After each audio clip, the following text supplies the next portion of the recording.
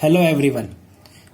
In this video, we are going to start with this further question of exercise 1.1. इससे पिछले वाले video में हम लोगों ने एक्सरसाइज 1.1 के क्वेश्चन नंबर 4 तक सॉल्व किया था.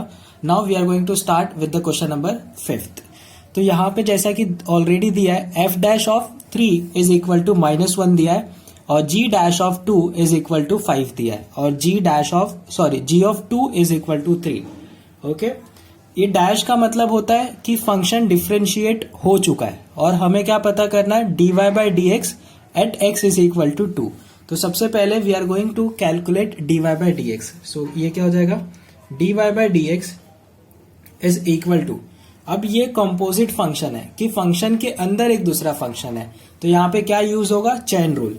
तो सबसे पहले f dash of g of x. Okay, पहले हमने f को डिफरेंशिएट किया, अब कौन डिफरेंशिएट होगा, g डिफरेंशिएट होगा, तो ये हो जाएगा g डैश ऑफ x. अब ये जो dy बाई डी एक्स है ये हमें कहां पे निकालना है, we have to find out at x is equal to 2. इसका मतलब f dash of g of 2, जहां जहां पे x है वहां पे हम लोग 2 लिख देंगे. सो g डैश ऑफ 2.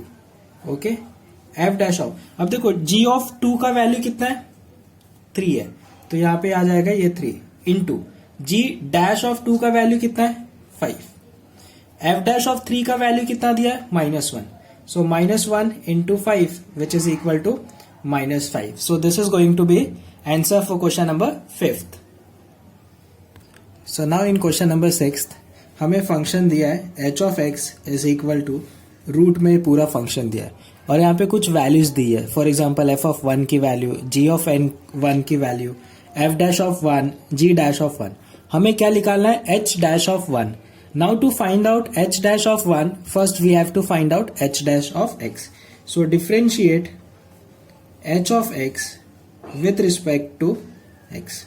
तो ये हो जाएगा h dash of x is equal to, सबसे पहले क्या डिफरेंशिएट होगा, रूट, और रूट का डेरिवेटिव हमें पता है 2 under root 4f of x plus 3 times g of x. अब देखो रूट तो हो गया डिफरेंशिएट, लेकिन अभी क्या डिफरेंशिएट करना बचा है, ये अंदर वाला term. So 4 times f of x plus 3 times g of x. Okay, so this is going to be, देखो इसका डिफरेंशिएशन कैसा होगा, 4 कांस्टेंट है और f ऑफ x का derivative f dash of x plus 3 constant है और g ऑफ x का डेरिवेटिव हो जाएगा g dash of x. Okay, divided by 2 under root 4 times f of x plus 3 times g of x and this is what h dash of x. अभी इस question में यहां पे हमें h dash of 1 निकालना है, मतलब x की जगह पे हमें क्या रखना पड़ेगा, 1. सो नाउ सब्स्टिट्यूट, यहां पे हम लोग सॉल्व करते हैं इसको. h dash of 1 is equal to, जहां जहां पे x है वहां पे हम लोग क्या रखेंगे, जहां 1 रख देंगे. So this is going to be 4 times f dash of 1 plus 3 time g dash of 1 divided by 2 under root 4 times f of 1 plus 3 times g of 1. Okay, now we know this values. 4, f dash of 1 का value कितना है, 3. So 4 into 3 plus 3 into g dash of 1 का value है 4 divided by 2, 4 f of 1 का value है 4 plus 3 और g of 1 का value है 3. तो इसे सॉल्व करते हैं. 4 3 जा 12 प्लस 3 4 जा 12 डिवाइडेड बाय 2 अंडर रूट 4 4 जा 16 प्लस 3 3 जा 9. तो ये हो जाएगा 24 डिवाइडेड बाय 2 अंडर रूट 25. तो ये हो जाएगा 12. सो 12 बाय रूट 25 से बाहर आएगा तो आंसर हो जाएगा 12 by 5. Now in question number 7 हमें y क्या दिया हुआ है, y is equal to sine 2x minus 2 sine x. हमें क्या पता करना है, we have to find out the x coordinate of all the points जहां पे डिफरेंशिएशन क्या होता हो, 0. तो सबसे पहले हमें dy बाय डी एक्स निकालना पड़ेगा. So differentiate with respect to x. So dy by dx is equal to, सबसे पहले किसका डिफरेंशिएशन होगा, साइन का, और साइन का डिफरेंशिएशन होता है कॉस 2x इनटू, साइन को हमने डिफरेंशिएट कर दिया लेकिन 2x का डेरिवेटिव अभी तक नहीं किया, सो 2x का डेरिवेटिव हो जाएगा 2 माइनस 2 साइन का डेरिवेटिव होता है cos x। सो फाइनली हमें dy बाई डी एक्स क्या मिल गया, 2 times cos 2x minus 2 cos x। Okay, so now we have to equate this to 0। So इसको हम इक्वेट करेंगे तो हमें क्या मिलेगा, 2 cos 2x minus 2 cos x is equal to 0 and we have to solve this equation. So again I repeat कि 11th standard में जितने भी ट्रिग्नोमेट्रिक फंक्शंस के फॉर्मूले हम लोगों ने पढ़ रखे हैं वो सारे आपको याद होने चाहिए। जैसे कि इस केस में 2 cos 2x की जगह पे मैं क्या रख सकता हूँ, 2 cos square x minus 1 minus 2 cos x is equal to 0। Why? Because cos 2x क्या होता है, 2 cos square x minus 1। okay, so now 2 2s are 4 cos square x minus 2 cos x is equal to 0। अब देखो 2 यहाँ पे भी है, 2 यहाँ भी है और 2 यहाँ भी है, तो 2 कॉमन लेके हम वहाँ पे उसको भेज देंगे तो 0 हो जाएगा। तो ये हो जाएगा 2 cos square x minus 1 minus cos x। हमने क्या किया, हर एक जगह से 2 को बाहर निकाला और जब इसको राइट हैंड साइड पे भेजेंगे तो वो 0 हो जाएगा। सो 2 cos square x minus cos x minus 1 is equal to 0। Now this is what? This is a quadratic equation। okay? अब इसको हम कैसे सॉल्व करेंगे, यहाँ पे देखो -1 है तो ये -2 हो जाएगा। ओके, 2 तो हमें मल्टीप्लाई करे तो हमें -2, इसको ऐसे 2 फैक्टर में हमें डिवाइड करना है, जिसको मल्टीप्लाई या मल्टीप्लाई करे तो -2 आना चाहिए, ऐड या सब्ट्रैक्ट करे तो -1 आना चाहिए। So this is going to be -2 into 1। So 2 cos square x minus 2 cos x ये हो जाएगा plus cos x minus 1 is equal to 0। यहाँ से हम लोग 2 cos x कॉमन लेंगे तो अंदर बचेगा cos x minus 1, यहाँ पे plus 1 cos x minus 1 is equal to 0। अब यहाँ से हम लोग cos x minus 1 बाहर ले लिए, 2 cos x plus 1 is equal to 0। So that means ये क्या हो जाएगा, cos x minus 1 is equal to 0 और 2 cos x plus 1 is equal to 0। Therefore cos x is equal to 1 और 2 cos x is equal to -1। तो यहाँ पे क्या हो जाएगा, cos x is equal to cos 0 degree. Okay, और यहाँ पे क्या हो जाएगा, cos x is equal to -1/2। तो यहाँ से तो एक आ गया, x is equal to 0 degree. Now next यहाँ पे क्या होगा, cos x is equal to minus cos 1/2 किस पे होता है, 60 डिग्री पे होता है। ओके, तो ये हो जाएगा माइनस, सो इसको मैं ऐसे भी लिख सकता हूँ, cos x is equal to minus cos π/3। अब ये जो माइनस साइन है इसको हम किस फॉर्म में लिखेंगे, we have to write this cos of, इसको हम कैसे लिखेंगे, पाई। सो 11th स्टैंडर्ड में हम लोगों ने सीखा है कि इसको कैसे सॉल्व करते हैं। So this can be written as cos of pi plus π/3।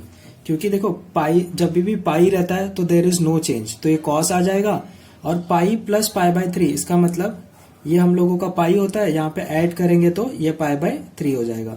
और ये जो क्वाड्रेंट है, ये यहाँ पे कौन पॉजिटिव होता है, tan या तो cot, तो ये नेगेटिव आ जाएगा π/3।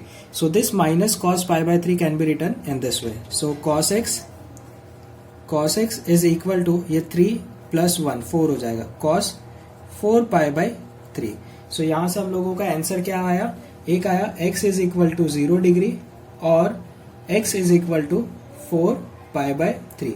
ये दो हम लोगों के ऐसे पॉइंट है जहां पे dy/dx क्या होगा, 0 होगा। सो अगेन आई रिपीट कि डिफरेंशिएशन, इंटीग्रेशन, इन सारे चैप्टर में बहुत से ऐसे चीजें हैं जो हम लोगों की 11th स्टैंडर्ड की काम आने वाली है। जैसे कि अभी हम लोगों ने ये वाला पार्ट यहाँ पे देखा। सो ट्रिग्नोमेट्रिक फंक्शंस के जितने भी फॉर्मूलेस है, again I repeat, you should learn it thoroughly. Okay, question number 8 is a activity question. Okay, see यहाँ पे f of x दिया हुआ है और g of x दिया हुआ है। तो सबसे पहले हमें कॉम्पोजिट फंक्शन बनाना है ना f of g of x. तो देखो एक्स की जगह पे क्या रखा गया है, जी ऑफ एक्स। तो यहाँ पे जहां भी एक्स है वहां पे हम क्या रखेंगे, जी ऑफ एक्स। तो ये हो जाएगा g of x the whole square plus 5, क्योंकि यहाँ पे x की जगह पे हमने क्या रख दिया, g ऑफ x, क्योंकि f ऑफ x में ये देखो यहाँ पे x की जगह पे g ऑफ x रखा हुआ है। दैट इज इक्वल टू, अब g ऑफ x की वैल्यू क्या है, e to the power x plus 3 square plus 5। तो हम लोगों का ये जो कॉम्पोजिट फंक्शन है ये क्या आ गया, e to the power x plus 3 whole square plus 5। अब इन द सिमिलर वे अब हमें ये निकालना है, यहाँ पे g में देखो g, ये x की जगह पे क्या रखा है, f ऑफ x। तो हम लोग क्या करेंगे, जहां पे x है वहां क्या लिखेंगे, f of x। So e to the power f of x plus 3। अब f ऑफ x की वैल्यू रख देते हैं, तो ये e to the power x square plus 5 और ये 3। तो ये हमें कॉम्पोजिट फंक्शन मिल गया। So this is how we have to make the composite function. अब जो नेक्स्ट फिलिंग द ब्लैंक्स है उसमें हमें क्या पूछा है, f dash of x।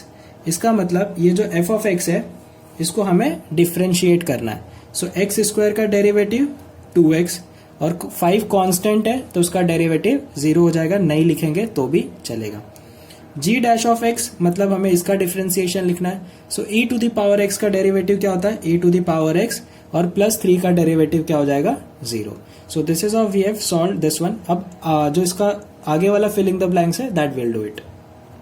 Okay, so आगे हम लोगों को पूछा the derivative of f of g of x with respect to x in terms of f and g. तो जब हम इसको डिफ्रेंशिएट करेंगे तो सबसे पहले क्या डिफ्रेंशिएट होगा, f. So f dash of g of x. अब एफ डिफ्रेंशिएट हो गया, अब क्या डिफ्रेंशिएट होगा, जी। सो ये हो जाएगा g dash of x. So this was the answer for that filling the blanks. अब आगे हम लोगों से क्या पूछा है कि ये तो हम लोगों ने निकाला है f of g of x, अब इसका डिफ्रेंशिएशन पूछा है। सो कैसे करेंगे डिफ्रेंशिएट, इस पार्ट को जब हम डिफ्रेंशिएट करेंगे तो सबसे पहले यहाँ पे पावर है तो पावर डिफ्रेंशिएट होगा 2 times e to the power x plus 3 और 2 माइनस 1 क्या हो जाएगा, this is going to be 1। So नहीं लिखेंगे तो भी चलेगा।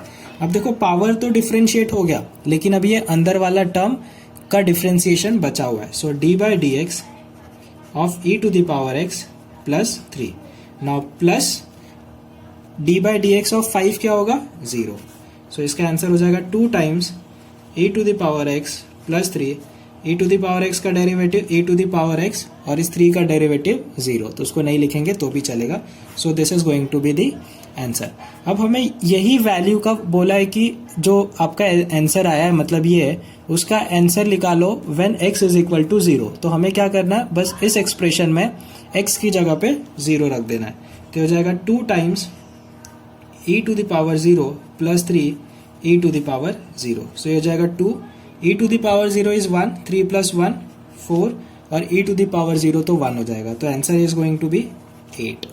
जो नेक्स्ट फिलिंग द ब्लैंक्स पूछा है वहां पे हमें डिफ्रेंशिएट करना है g of f of x को with respect to x in terms of f and g।